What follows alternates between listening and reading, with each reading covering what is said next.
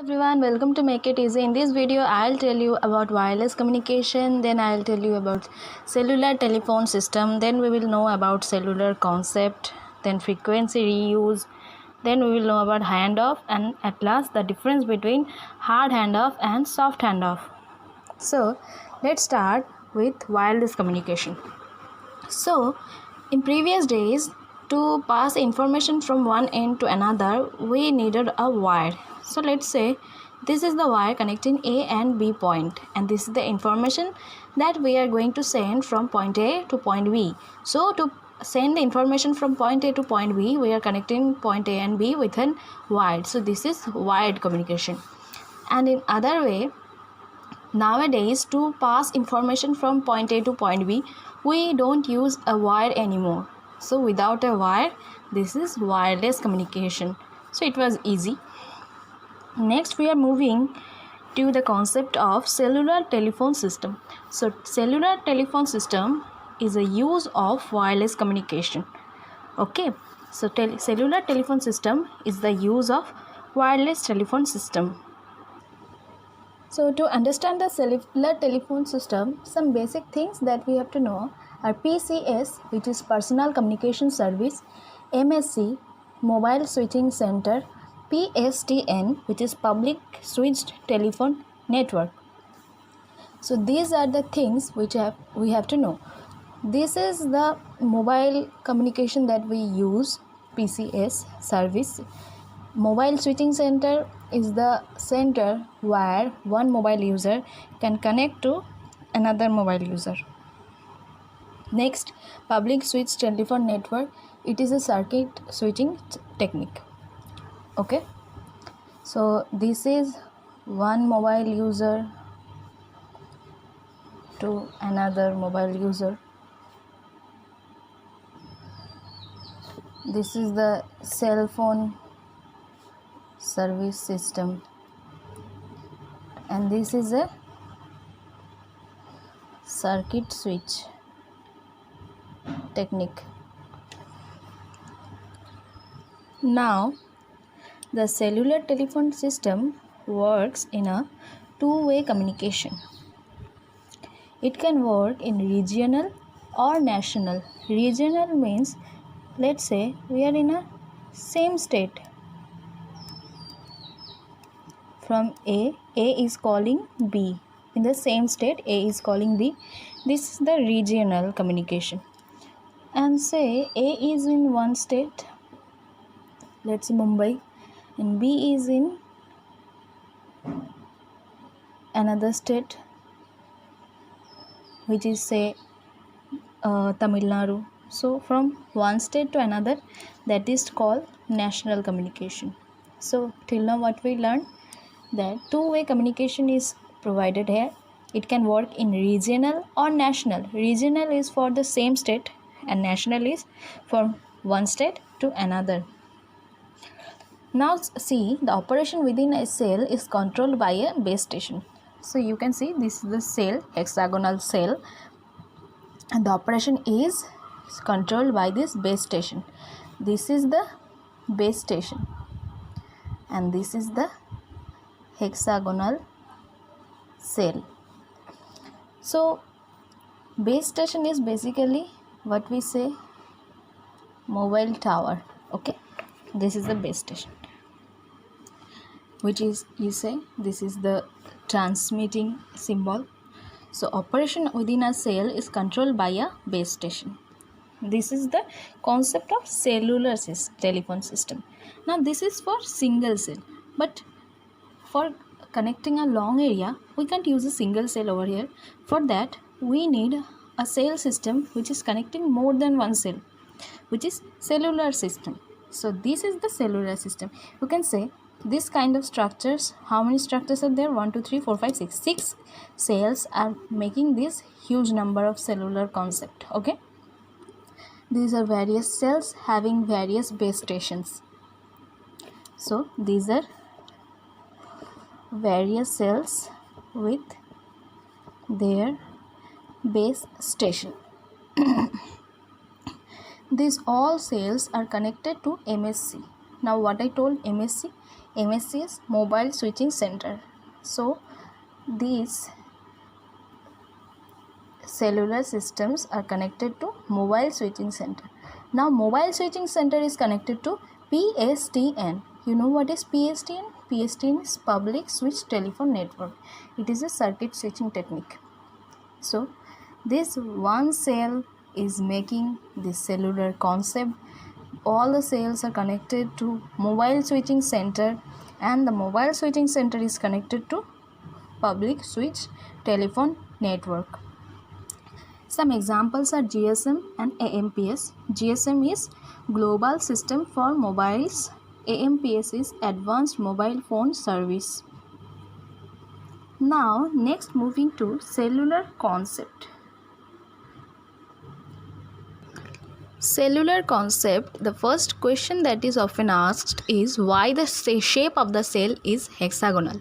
You know, this is a cell and this is the base station. So this is a cell and this is the base station of the cell. Now it is saying that the shape of the cell is hexagonal. So it is not the detailed answer, but two basic points are that there is a particular area which can cover this base station. The base station can cover a particular area, and for calculating that area, the calculation behind the area which decides the cover range of the base station gives us a hexagonal shape. And there are some theoretical concepts also. So these are the 2 points: calculation behind the area covered by base station and theoretical concept. These are the reasons behind this hexagonal shape of this cell. Why the shape of the cell is hexagonal. This was the answer. So till now we covered wireless communication, then cellular telephonic system, now cellular concept. Now moving to frequency reuse. So frequency reuse is a part of cellular concept. Like you see, there are various base stations, and if you give various frequencies to all, so it will be many numbers of frequencies. So cellular telephone systems main target point is the frequency reuse. So frequency reuse is a very important or main point of this cellular concept and cellular telephone system. So now we will learn how we can reuse one frequency, like the frequency we are using here. Where can we use the frequency again, so the number of frequencies are less? So next moving to that part. So next is frequency reuse. You see, A and B are, let's say, 2 cells. See, it says neighbors can't reuse frequency. Like if A and B, if A has a frequency, say FA, the same frequency B cannot use because B is the neighbor of A. So you know how many neighbors this A cell can have. So this is again the neighbor of cell A, C, then this again the neighbor of like D, again there will be a neighbor, again this will be a neighbor, now this will be a neighbor. So these 1 2 3 4 5 6, this 6 can never reuse the frequency of A. Neighbors can't reuse the frequency. Now second point is, so where can you use? So for frequency reuse there is a calculation. Calculate the cell number. Say if I is 1, J is 2, first step is move to I is equal to 1. Here I is equal to 1 means, so this is the frequency F A. Okay, for that first step is to move I is equal to 1. Then we have to rotate 60 degree anti-clockwise. Then we have to go J is equal to 2. Where can you go here? Let's say we are going here. I is equal to 1. Now next was to move 60 degree anti-clockwise. From here 60 degree anti-clock means this side. I am here. From here J is equal to 2. So J is equal to, this is 1, this is j is equal to 2. So again here we can reuse the frequency f is equal to fa and fa. So from here again this is the point where you can reuse. So this was the I and j that we just took for calculation. Now number of cells per cluster, this also depends on this I and j. The formula is I square plus ij plus j square. This gives us the number of cells per cluster. Now you may say, what is cluster? When many cells, or the cellular concept that I said, that many cells are combining, this is called the cluster, and cell is a unit of cluster, you can say. Okay, cell is unit of cluster and many of cells are making the clusters. Now next we are moving to handoff. So this is one most important part again, handoff. Handoff is like say M is, let's say me. I am using a mobile M over here. I am using the base station A, that means because I am in this cell, in cell A, so I am using this base station. Now I am walking or moving by a car, and say after some distance I am going here and I have just crossed the midpoint of the cell and I have come from cell A to cell B. What will happen? This handoff is basically transferring the control or charge of this mobile from A to B. This is a switching technique. And for this handoff process, one more concept that we need to be cleared is the signal strength. The strength of the signal is one more important fact to know about the handoff. So let's go for more details. See, it says handoff is charge of M, that means mobile, transferred from A to B. As I said, this is a switching technique. Now another concept is the signal strength. It says network in mobile acceptable value to compute a call in particular value is 90 dBm to 100 dBm. This is the particular, this is power, not value, this is power. This is the power range.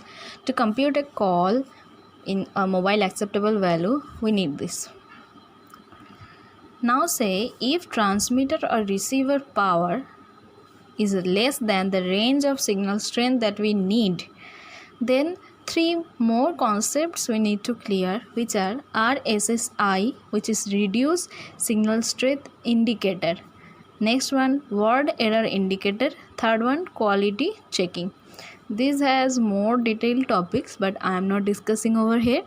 So what is RSSI? Reduced signal strength indicator. This continuously checks the signal strength. Signal strength is very important for handoff. Like I am moving from one cell to another, the transferring of the control and charge of that mobile from 1 to B or A to B, the concept we need is the concept is handoff, and here we need to understand the signal strength. So this was handoff.